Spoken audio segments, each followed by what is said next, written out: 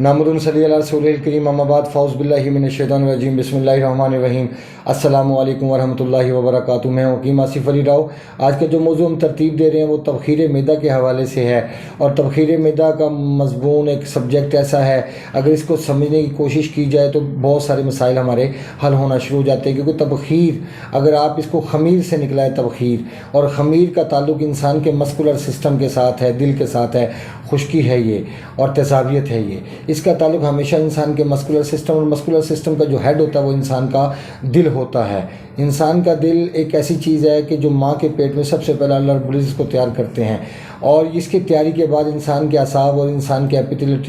Tissues جو جگر کا نظام ہے وہ ساتھ ساتھ ترتیب پاتا ہے، لیکن سب سے پہلے اس کی دھڑکن سٹارٹ ہوتی ہے۔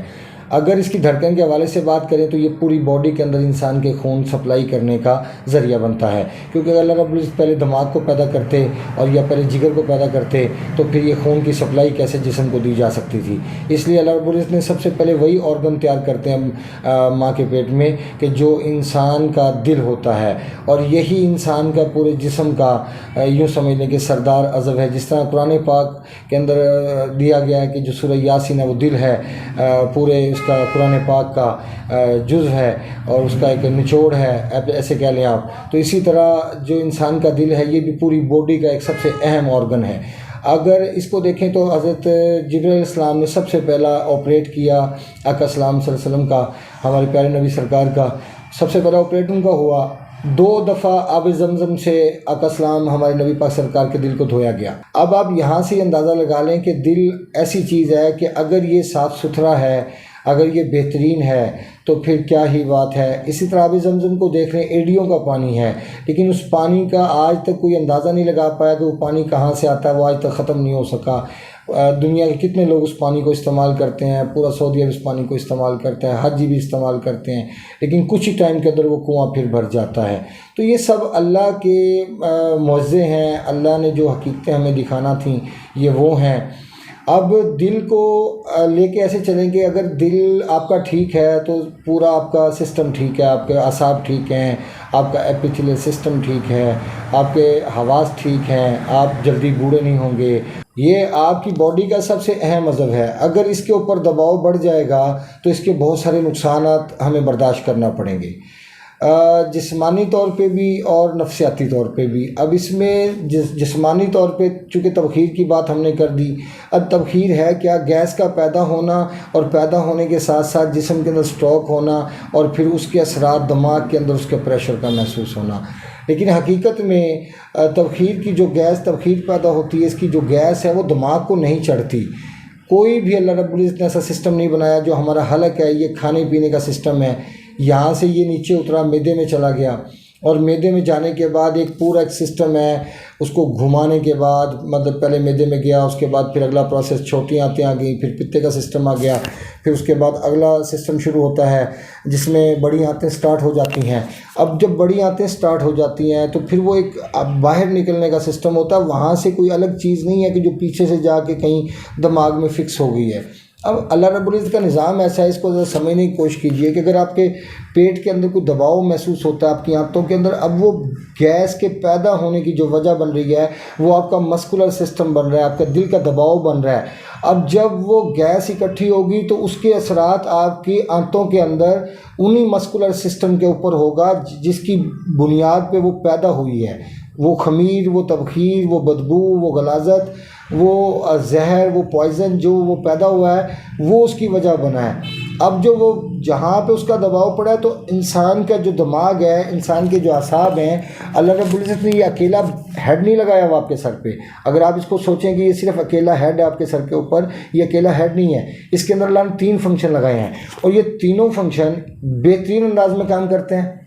جیسے مثال کے طور پر آپ کا مسکولر سسٹم زیادہ دباؤ میں چلا جائے، اور زیادہ دباؤ میں جانے کے بعد اس کا نقصان یہ ہوگا کہ خمیر پیدا ہونا چاہے گا، تبخیر پیدا ہونا شروع ہو جائے گی، ہوا کا اخراج نہیں ہوگا، اس کی پیدائش بڑھے گی۔ جب اس کی پیدائش بڑھے گی، یہاں پہ سب سے زیادہ نقصان کیا ہوتا ہے کہ ہمیں یہی معلوم نہیں ہوتا کہ خمیر پیدا کرنے والی کون کون سی چیزیں ہیں۔ جب ہم ان چیزوں کو نہیں سمجھ پاتے، پھر ہم علاج کرواتے کرواتے تھک جاتے ہیں، اور پھر ہم کہتے ہیں کہ ہم ٹھیک نہیں ہوئے۔ اب اسی طرح جب آپ کا خمیر بڑھتا ہے، خمیر بڑھنے سے جو گیسز پیدا ہوتی ہیں تو دماغ کے اندر اللہ نے چونکہ آپ کے دل کا حصہ بھی رکھا ہوا ہے، لہٰذا جب دل کے حصے میں وہ تکلیف محسوس ہو رہی ہوتی ہے تو دماغ کے اندر بھی جو دل کا پورشن ہوتا ہے، اور اسپیشلی اگر کسی کو تبخیر کا مسئلہ بنتا ہے تو زیادہ تر یہ پورشن متاثر ہوتا ہے۔ سم ٹائم ایسا ہوتا ہے کہ یہ پورشن متاثر ہو جاتا ہے، لیکن یہ پورشن بہت کم متاثر ہوتا ہے۔ اس کی وجہ کہ یہ پورشن ڈائریکٹ ہمارے دماغ کا اپنا پورشن ہے، اعصاب کا پورشن ہے۔ یہ تب متاثر ہوتا ہے انڈائریکٹ طریقے سے جب شدید ترین تیزابیت بڑھ جائے، اس صورت میں یہ متاثر ہو سکتا ہے کہ وہ خون کا دباؤ جب مسکولر سسٹم پہ شدت اختیار کر جائے گا تو پھر اعصاب کو خون پہنچنا ناممکن ہو جائے گا، اور وہ جو تحلیل ہے وہ دماغ کو بالکل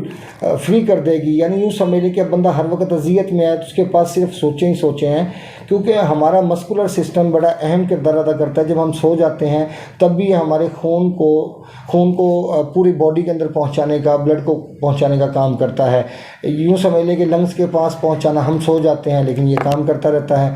اب یہ دیکھیں کہ جب ہم اٹھتے ہیں اور سونے کے بعد سے لے کے صبح اٹھنے تک، یہ رات میں پوری رات ہی اپنا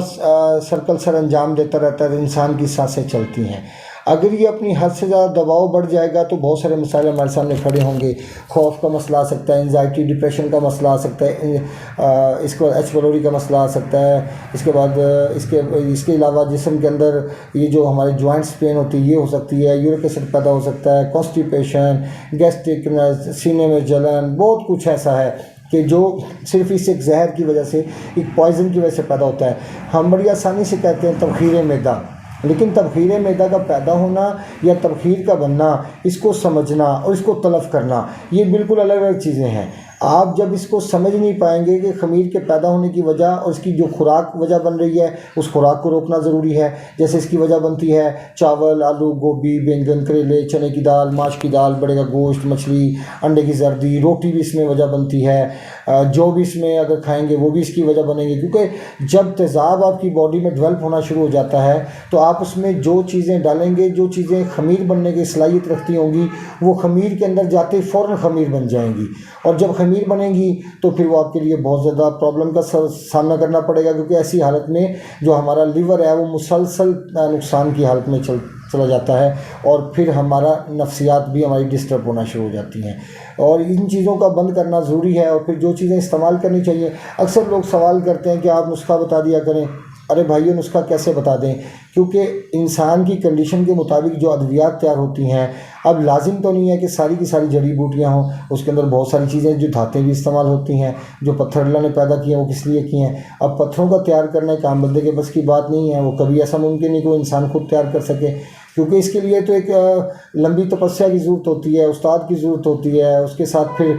رہنا ضروری ہے، اس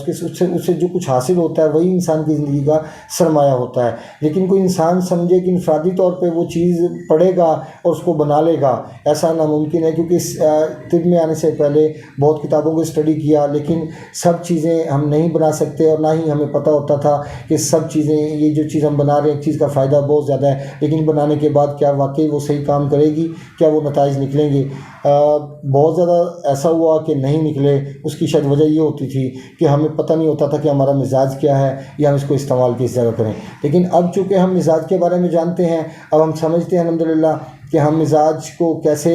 چینج کر سکتے ہیں، ایک چیز کو دوسری چیز کے ساتھ بدلا جا سکتا ہے، 100% بدلا جا سکتا ہے،